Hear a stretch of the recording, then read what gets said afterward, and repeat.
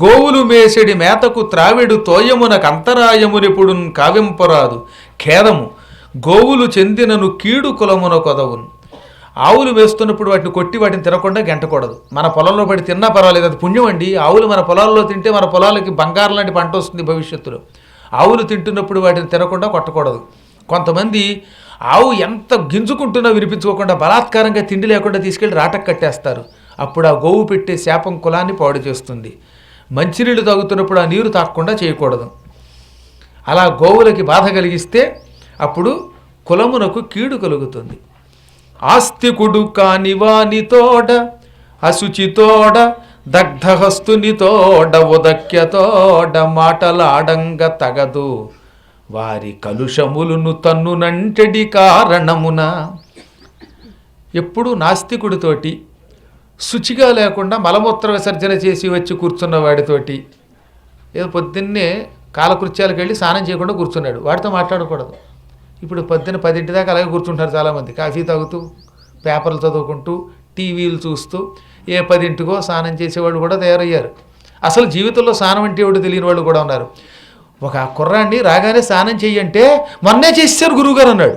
మొన్నే చేసేసేట, గొడవ లేదు, కిందట ఏడాది చేశాను అనలేదు.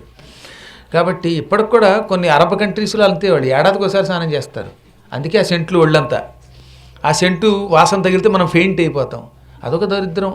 స్నానము చెయ్యకుండా అశుచిగా ఉన్నవాడితోటి, నాస్తికుడితోటి, చేతులు కాలిపోయి పొక్కొచ్చిన వాడితోటి, చేతులు ఒక్కోసారి కాలిపోతాయి, అటువంటి వాడితోటి, ఉదక్యతోడ బయట ఉన్న స్త్రీతోటి మాట్లాడకూడదు. అందులో ముఖ్యంగా జపం చేస్తున్నప్పుడు అసలు మాట్లాడకూడదు. ఆహారమున కాని ఆవాసమున గాని సహచరుండగువాని చనదు విడువా. ఒక ఆయన తనతో పాటు కొంతమందిని ఎక్కడికైనా తీసుకెళ్ళాడు. భోజనం చేస్తారంటే నేను చేస్తానండి, వాళ్ళ సంగతి తర్వాత చూద్దామని అనకూడదట. ఆహారంలోనూ మకాం ఇచ్చేటప్పుడు వారిని విడిచి తానొక్కడే స్వీకరించరాదు. మనతో తీసుకెళ్ళినప్పుడు వాళ్ళందరికీ భోజనం పెట్టాలి. ఇంకో గొప్ప విషయం చెప్పాడు. ఎవరైనా మన ఊరు వస్తే వారికి ఎంతో కొంత ఆహారం పెట్టి పంపించడం ఒక కర్తవ్యం అంట. అలా పెట్టినవాడు గోవులకి మందిరాన్ని, శివుడికి ఆలయాన్ని కట్టించిన పుణ్యం పొందుతాడు. ఇక తలయంట మిగిలిన తైలంబు ముఖభుజాద్యవయంబులకు రాయంగరాదు. తలకి నూనె రాసుకుని చేతికి మిగులుతుందిగా, ఆ నూనె కాళ్ళకి ముఖానికి రాసుకోకూడదు. అలాంటి వాడికి శనిదోషం వస్తుంది. అందుకని చేతులు వెంటనే కడుక్కోవాలి. సహజంగా చేతిలో కొబ్బరి నూనె వేసుకుని ఆ తలకి రాసుకున్నాక బోల్డ్ నూనె మిగిలిపోయింది ఎందుకు వేస్ట్ చేయటం అని కాళ్ళకి బర్రు అని రాసుకుంటే అది పరమదోషం, కాళ్ళకి రాయరాదు అన్నాడు. నగ్నుడై అవగాహనము చేయగా రాదు. గోదావరి వంటి నదుల్లో స్నానానికి వెళ్ళేటప్పుడు గుడ్డలు విప్పుకుని స్నానం చేయకూడదు. అందుకే గోపికలకి యమునా నదిలో ఆ స్నానం చేయటం వల్లే వస్త్రాపహరణం జరిగింది. అసలు కారణం అది. కాబట్టి ఏదో ఒక వస్త్రం లేకుండా, కనీసం ఒక గోచి అయినా ఉంటే పేచీ రాదు. వస్త్రం లేకుండా మాత్రం పొరపాటు కూడా నదీ స్నానం చెయ్యరాదు, మహాదోషం అన్నాడు. ననగ్న స్నానమాచరేత్ అని మనుస్మృతిలో చెప్పాడు. నగ్నుడై స్నానం చేయకూడదు. అందులో ముఖ్యంగా వ్రతాలు చేస్తున్న వాళ్ళు ఇది కూడా కొంచెం జాగ్రత్తగా ఉండండి. మేము బాత్రూంలో చేస్తున్నామండి, అటువంటిప్పుడు ఇంట్లో ఎందుకు చేయకూడదండి? పెద్ద ప్రశ్న. వ్రతాచరణ చేసేవాళ్ళు, గృహస్థ ధర్మాల్లో ఉండేవాళ్ళు బాత్రూంలో స్నానం చేసిన ఏదో ఒక గుడ్డ ఉండాలి. అందుకనే చిన్న తువ్వాలైనా కట్టుకోవాలి, కనీసం అంట తువ్వాలైనా సరే ఏదో ఒకటి. అందువల్ల నగ్నుడై అవగాహనము చేయగలదు, నదుల్లో ములక్కూడదు. దహనంబుపై నుండి దాటరాదు, అగ్నిని దాటకూడదు. అక్కడ అగ్నిగుండం వెలిగించారు, యజ్ఞం జరుగుతోంది, దాని మీద దూక్కకూడదు. చెంగున శవం మీద నుంచి దాటకూడదు. ఎట్టి పరిస్థితుల్లో నిప్పు మీద నుంచి దాటితే అటువంటి వాడికి రాబోయే కాలంలో వికలాంగుడి జన్మ వస్తుంది, కాళ్ళు ఉండవు. పొరపాటు కూడా అది పనికిరాదు. గోటితో భూమిని గోకంగకూడదు. సహజంగా కింద కూర్చుని ఉపన్యాసాలు వినేవాళ్ళు ఏం చేస్తారంటే అప్పుడప్పుడు సరదాగా అని గోకుతూ ఉంటారు భూమిని. అలా భూమిని గోకడం, గోళ్లతోటి గడ్డిని గిల్లడం, తృణములను గడ్డి పరకల్ని గిల్లడం, ఇలాంటివి చేయడం మహాపాపం. బంధింపరాదు గోబ్రాహ్మణులను. ఎన్ని తప్పులు చేసినా ఆవుల్ని బ్రాహ్మణుల్ని బంధించకూడదు. సతతమును ఇంద్రియములను దనదు తాక తగదు క్రీడింప సర్పశస్త్రములతో ఆడ. చీటికి మాటికి అవయవాల్ని తన చేత్తో ముట్టుకోకూడదు. కొందరు అస్తమాడు చూసారు లేదు అని ముక్కుని పట్టుకు పీకుతూ ఉంటారు, కొంతమంది చెవుల్ని పీక్కుంటూ ఉంటారు, కొంతమంది ఇంకా ముట్టుకోకూడని అవయవాలను కూడా ముట్టుకుంటూ ఉంటారు. ఇలా ముట్టుకోవడం పరమదోషము అని చెప్పాడు. అందుకని ఏమన్నాడు, సతతమును ఇంద్రియములను చనదు తాకరాదు. అత్యావశ్యక స్థితుల్లో తప్ప. ఒక దురద వేసినప్పుడే ముక్కిలో గోక్కోవచ్చు, కానీ ఊరికే సరదా కోసం ఇలాగ అనుకోవడం, నెత్తి మీద చేతులు ఎట్టుకోవడం ఇలాంటివి చేయరాదు, దోషం. ఆపై ఏం చెప్పాడు, సర్పములతోటి శస్త్రములతోటి ఆడుకోకూడదు. ఇది గృహస్థ ధర్మం. ఆయుధాలతో ఎందుకు ఆడుకోవద్దన్నాడంటే చీటికి పడి కత్తులతో ఆడుకుంటే చేతులు కాళ్ళు కోసుకుపోయే ప్రమాదం ఉంది. కూరగాయలకు వస్తున్నప్పుడు ఇంకో పనున్నప్పుడో తప్ప అనవసరముగా ఆయుధాలతో ఆడుకోకూడదు. పాములతో కూడా ఆడితే అది ఎప్పుడో కసుక్కుని కాటేస్తుంది. కాబట్టి సర్పముతో ఆడరాదు. సర్పాన్ని బంధించి ఇంట్లో పెట్టుకుంటే అటువంటి వాడికి కూడా సర్పదోషం పట్టుకుని ఆ వంశం నాశనం అవుతుంది. అందువల్ల పాముల్ని ఇంట్లో ఎప్పుడు కూడా బంధించరాదు. అంగనక వాద్యములను నర్పంగరాదు. చీటికి వాటికి అనవసరముగా ఇంట్లో డప్పులు వాయించకూడదు. కాలము లేకుండా, అనగా సంగీతానికి సంబంధించిన సాధన చేస్తున్నప్పుడు తప్ప కాలక్షేపం కోసం డప్పు కనపడితే టిక్ టిక్ అని వాయించకూడదట. అపశబ్దముతో అసలు వాయించకూడదు, అవి కూడా దోషం. సలిల మంజలితోడను చనదుత్రాగా. ఇంటిలో ఉన్నప్పుడు దోసిరితో నీళ్లు తాగకూడదు. బయట యాత్రలకు వెళ్ళినప్పుడు తప్ప. యాత్రలకు వెళ్ళినప్పుడు కుళాయి దగ్గరికి వెళ్ళి 2 చేతులు పెట్టుకు తాగొచ్చు తప్ప ఇంట్లో కూర్చుని ఏమేమో నీళ్లు పోయి ఎలా తాగుతా అని దోసిట్లో పోయించుకుని తాగకూడదు. అలా అంజలితో జలాన్ని గృహంలో ఉన్నప్పుడు తాగితే అటువంటి వాడు చేతులు లేనివాడు, చేతులు వంగిపోయినవాడై పుడతాడు. మ్లేచ్ఛ సంభాషణము పనికిరాదు. మ్లేచ్ఛులతో సంభాషణ పనికిరాదు. రోజు తుచ్చులతో వాళ్ళతోటే తిరుగుతున్నాం మనం. అసలు పాత బస్తీ వెళ్ళామంటే వాళ్ళే. తనది అగాధమైన సలిలమందు, అగాధమైనటువంటి నీళ్లల్లోకి ఒంటరిగా వెళ్ళి స్నానం చెయ్యరాదు. నఖప భేదన స్ఫోటన ఛేదన విలేఖనములను పరులను అనర్పరాదు. మంగళవారం, శుక్రవారం, ఆదివారం గోళ్ళు కత్తిరించుకోకూడదు, గుర్తుపెట్టుకోండి. గోళ్ళు కత్తిరించుకోవడానికి మంగళవారం, శుక్రవారం, ఆదివారం పనికిరాదు.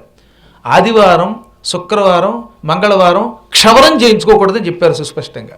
అందుకే శనివారం చేయించుకోవడం, గురువారం చేయించుకోవడం, బుధవారం చేయించుకోవడం మంచిది. అసలు వారాల్లో బుధ, గురు, శనివారములు క్షౌరమునకు గోళ్ళు కత్తిరించుకోవడానికి మంచిది. తక్కిన కాలాల్లో పనికిరాదు. శుక్రవారం నాడు తలకి నూనె రాసుకుని కుంకుడుకాయల పులుసు లాంటివి పోసుకుని స్త్రీలు కానీ పురుషులు కానీ అభ్యంగన స్నానం చేస్తే దానివల్ల అనేక హానులు జరుగుతాయి. ఆ కుటుంబానికి అనారోగ్యాల పాలవుతారు. మంచం మీద పడుకుని భోజనం చేయకూడదు.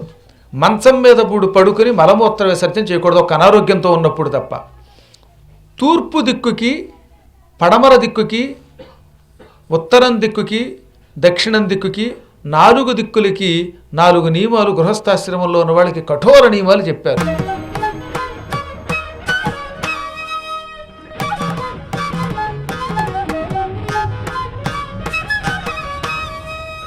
శిరమున అగస్త్యుడొండెను సురనాథుండొండెనుండ సుప్తి కనదగున్ నరుడొత్తర పశ్చిమముల శిరముగా నిద్రించుటెగ్గు చెయ్యు కుమారా. తూర్పు దిక్కుకి తలపెట్టి పడుకోవాలి, లేదా దక్షిణం దిక్కుకి తలపెట్టి పడుకోవాలి. నరుడొత్తర పశ్చిమముల శిరముగా నిద్రించుటెగ్గు చేయు కుమారా. ఎట్టి పరిస్థితుల్లో పశ్చిమం, ఉత్తరం ఈ 2 దిక్కులకేసి తలపెట్టి నిద్రపోవడం భయంకర దోషాన్ని ఇస్తుంది. ఉత్తరం కేసి రోజు తలపెట్టి పడుకుంటే కటిక దరిద్రుడవుతాడు. అంటే బుర్ర విషయంలో జ్ఞాపక శక్తి పోతుంది, జ్ఞానం తగ్గిపోతుంది. రోజు ఉత్తరం కేసి తలపెట్టి పడుకుంటే జ్ఞాపక శక్తి పోతుందండి. కొద్ది రోజులు పోయాక మొగుడిని కూడా ఎక్స్క్యూజ్ మీ మీరు ఎవరని అడుగుతుంది పెళ్ళాం. ఆయన కూడా ఆవిడ్ని నువ్వెవరివి నేను ఎక్కడో చూసినట్టుంది అంటాడు. అంతలాగా బుద్ధిహీనుడు అవుతాడు. పడమరకేసి తలపెట్టి రోజు పడుకుంటే అప్పుల పాలవుతాడు, భూములు తనకి దూరం అయిపోతాయి, డబ్బు లేని దరిద్రుడు అవుతాడు. మీకు అప్పులు పాలు అవ్వాలని కోరుకుంటే ఈ రోజు నుంచి మొదలెట్టండి, పడమరకేసి తలపెట్టి పడుకోండి. ఒక్క 6 నెలలు పడుకోండి, తర్వాత తెలుస్తుంది.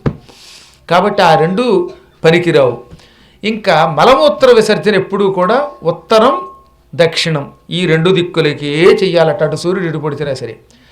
దిక్కులు తెలియకపోతే కొన్ని ప్రదేశాల్లో అసలు ఎప్పుడు సూర్యోదయం అవ్వదు, అప్పుడు దిగ్భ్రమ అని ఉంటుంది, ఏ దిక్కేదో తెలియదు, అప్పుడు మీ ఇష్టం. కానీ సూర్యుడు ఉన్నప్పుడు, దిక్కులు తెలుస్తున్నప్పుడు ఎట్టి పరిస్థితుల్లో కూడా ఉత్తరం, దక్షిణం ఈ 2 దిక్కులకేసే తిరిగి మలమూత్ర విసర్జన చెయ్యాలి అని చెప్పేశాడు సుస్పష్టంగా అన్నమాట.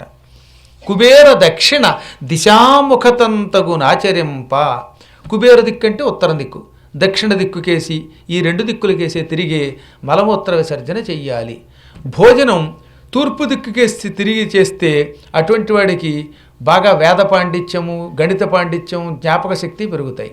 ఉత్తరం దిక్కుకేసి తిరిగి కూర్చుని భోజనం చేస్తే అటువంటి వాడికి సంపదలు ఎక్కువ లభిస్తాయి. పడమర దిక్కుకేసి తిరిగితే క్రమక్రమంగా వైరాగ్యం లభిస్తుంది. దక్షిణం దిక్కుకేసి తిరిగి భోజనం చేస్తే శీఘ్రకాలంలో శరీరంతో వాడికి విముక్తి వచ్చేస్తుంది. వాడికి మోక్షం రావాలంటే తొందరగా వాడు దక్షిణం దిక్కుకేసి తిరిగి భోజనం చేయమన్నారు. ఇక కోరికలు లేనివాడు దక్షిణం దిక్కుకేసి తిరిగి భోజనం చేస్తే మంచిది.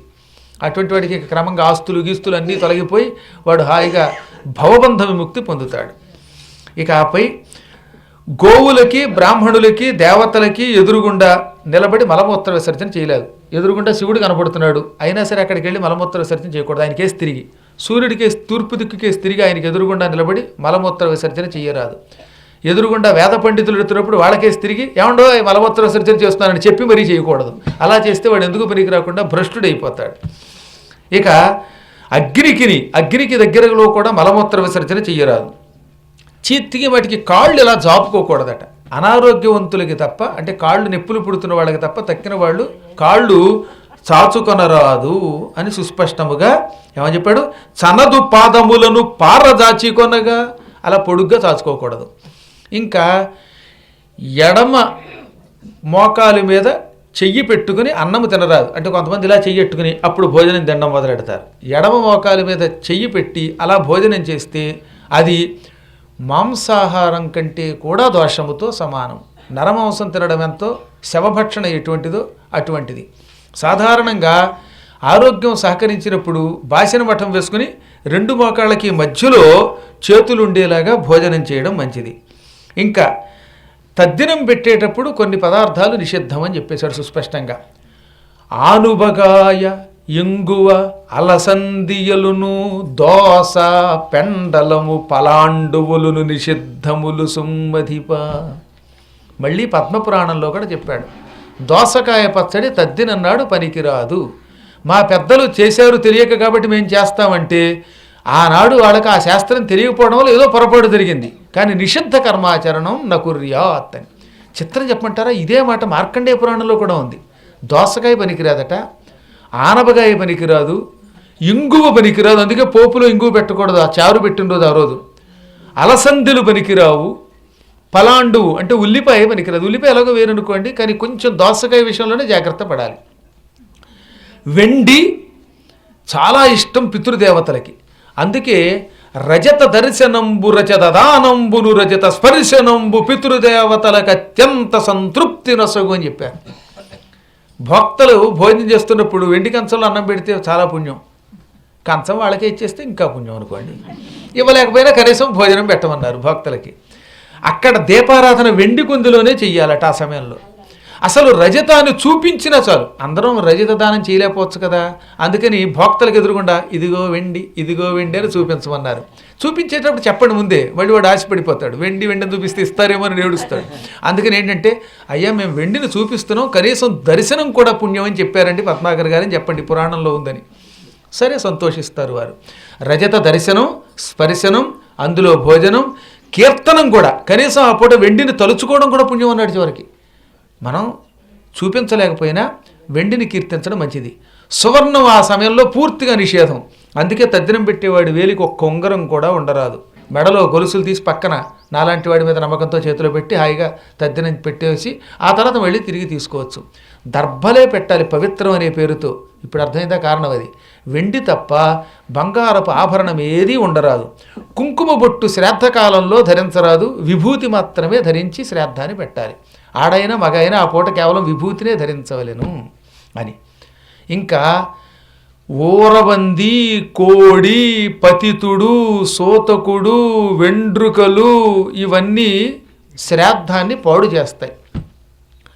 అందుకే శ్రాద్ధం పెడుతున్న ప్రాంతంలో కోడి లేకుండా చూసుకోండి. ఇంట్లోకి తలుపు వేసుకుని పెట్టమని ఎందుకు చెప్పారంటే, పొరపాటున కోడి అక్కడికి వచ్చి కొక్కరోకో అని కూసిందంటే మొత్తం శ్రాద్ధం వ్యర్థమైపోతుంది. అందుకని కోడి, ఊరబంది, పతితుడు అంటే వ్యసనాలతో పాడైపోయిన వాడు, తాగుబోతూ మొదలైనటువంటి వాడు. తాగుబోతు మీద మనకేం ద్వేషం కాస్తామండి, కానీ ఆ కార్యక్రమానికి నిషిద్ధం అది. 10 సార్లు ఇలా చెబితే ఇదిగో గురువుగారు మా గురించి చెప్పారని బాధపడద్దు ఎవరో కూడా. ఎందుకంటే శ్రాద్ధ భోజన సమయంలో తాగుడు అలవాటు ఉన్నవాడిని రానివ్వకుండా చూడమన్నారు ఆ కాసేపును. ఆ తర్వాత వాడు ఎక్కడ తిరిగితే మాకేం, మనకు సంబంధంలా, అది ఒక నియమం అంతే. ఒకటి గుర్తుపెట్టుకోండి, ఏ వ్యక్తి మీద రాగము ద్వేషము ఉండదు. ఈ పురాణం చెప్పేటటువంటి వాళ్ళకి నారదుడికి ద్వేషమా? వాడు పతనమవుతున్నాడు కనుక వద్దని చెప్పాడు. ఆ కాసేపు వాడు నిషిద్ధం అన్నమాట.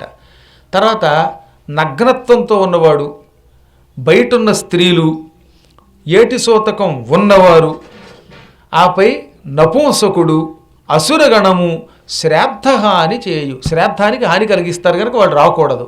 ఒకవేళ పొరపాటున వాళ్ళు వస్తే మనకి తెలియకుండా, అందుకని ఏం చెప్పాడు, శ్వేతాక్షతలు, బియ్యములో పసుపు కలపకుండా ఉంటే శ్వేతాక్షతలు అంటారు.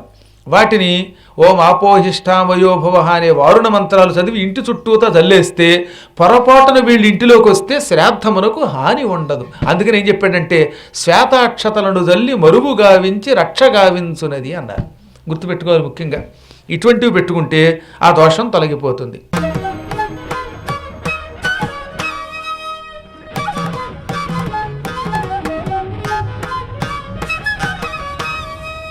తద్దినం అయిపోయిన తర్వాత యథాశక్తిగా కదళీ ఫలాన్ని, అరటిపళ్ళని, సున్నము రాసిన తమలపాకుల్ని, అందులో వక్కల్ని యథాశక్తి దక్షిణతో భోక్తలకి కానీ మంత్రం చెప్పిన వాడికి కానీ ఇస్తే ఆ శ్రాద్ధం పవిత్ర శ్రాద్ధం అవుతుంది.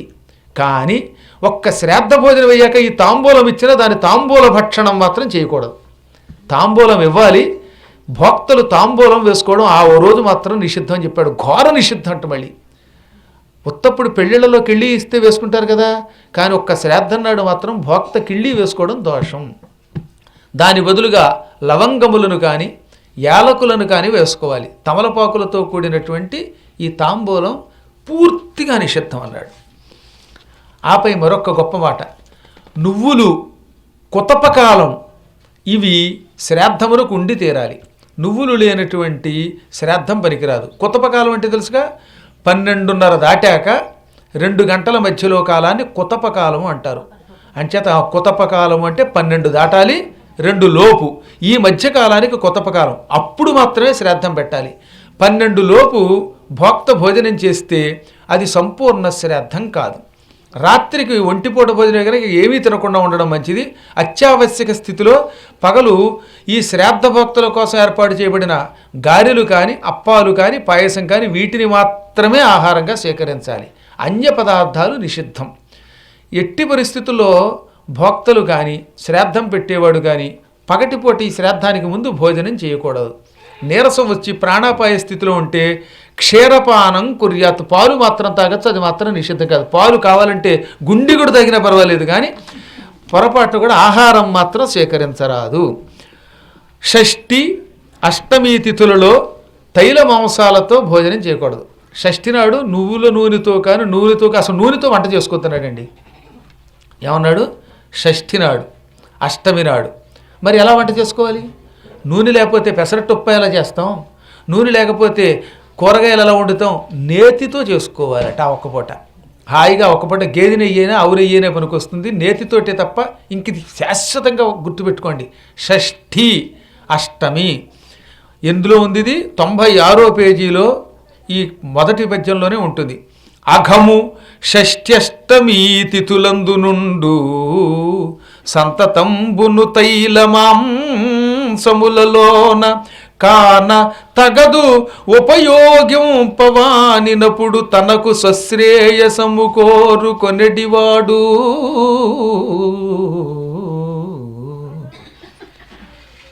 సకల గ్రహదోషాలు 64,000 పాపములు షష్ఠి నాడు, అష్టమి నాడు మాంసంలోనూ నూనెలో ఉంటాయిట. 64,000 పాపములు అంటే పంచమహాపాతకాది ఉపపాతకాదులు పాపాలు మొత్తం 64,000 ఉన్నాయి. ఆ 64,000 పాపాలు, సకల గ్రహదోషాలు షష్ఠి అష్టమి తిథులలో అంటే ఇటు కృష్ణపక్షం శుక్లపక్షంలో నూనెలోనూ మాంసంలో ఉంటాయి. అందుకని ఆ 2 రోజులు నూనె మాంసము ఎవ్వరూ ఉపయోగించకూడదు ఆహారంలో. అందువల్ల వంట చేసుకునేవాడు నూనె వాడకుండా ఉండాలి.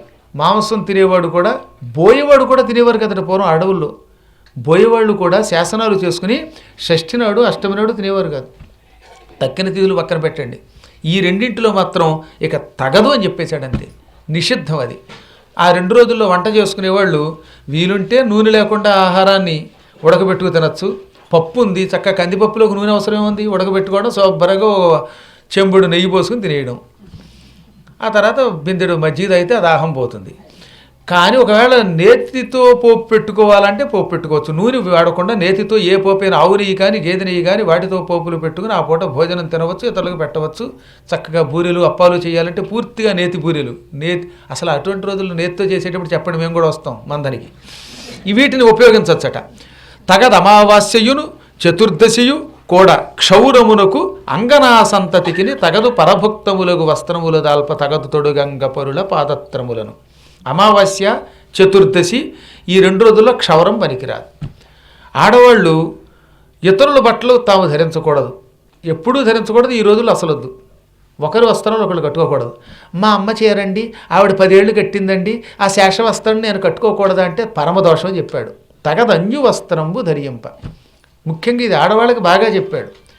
తల్లి యొక్క చీరని కూతురు చీరని మనవరాలు వాళ్ళ వేవో వస్త్రాలని మేము ధరిస్తామంటే అది పరమదోషం.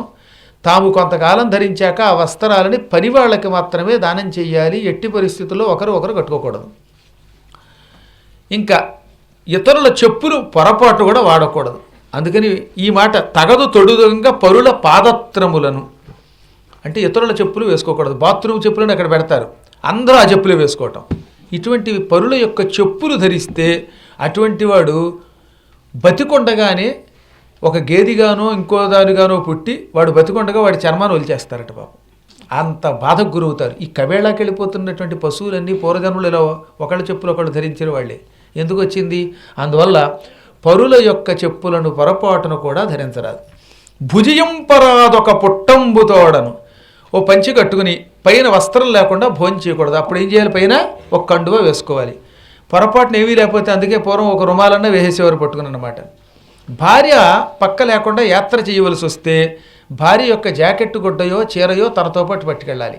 ఆ చీరని పక్కన పెట్టుకుని యజ్ఞము తీర్థయాత్రాదులు చేస్తే, లేక జాకెట్ పక్కన పెట్టుకు చేస్తే అప్పుడు భార్యా విహీరుడై యాత్ర చేసిన పాపం పోతుంది. అందుకే కాబోలు ఈ మధ్య ఎవరైనా పెళ్ళాన్ని ఇంట్లో వదిలేయడం, జాకెట్ పట్టుకుపోవడం. అంటే సాధ్యమైనంత వరకు ఎప్పుడు పట్టుకెళ్ళండి. కుదరకపోతే ఆపద్ధర్మం, ఆవిడ వదిలేయమని కాదు అక్కడ అంతరార్థం. ఇప్పుడు పొరపాటు వెళ్ళడం కుదరలేదు, అప్పుడు ఏం చేయాలి అంటే అప్పుడు ఒక భార్యకి సంబంధించిన ఒక వస్త్రం ఉండాలి. అలాగే భార్యలు విడిగా యాత్రకి వెడితే భర్తకి సంబంధించిన ఏదో గోచిగుడ్డో లేకపోతే ఒక వస్త్రమో ఒక ఏదో కండువయో పట్టుకెళ్ళి తద్వారా యాత్ర చేయవచ్చును. పూర్తిగా ఏదో ఒక వస్త్రాదులు లేకుండా ఒంటరిగా మాత్రం యాత్రలు చేయరాదు.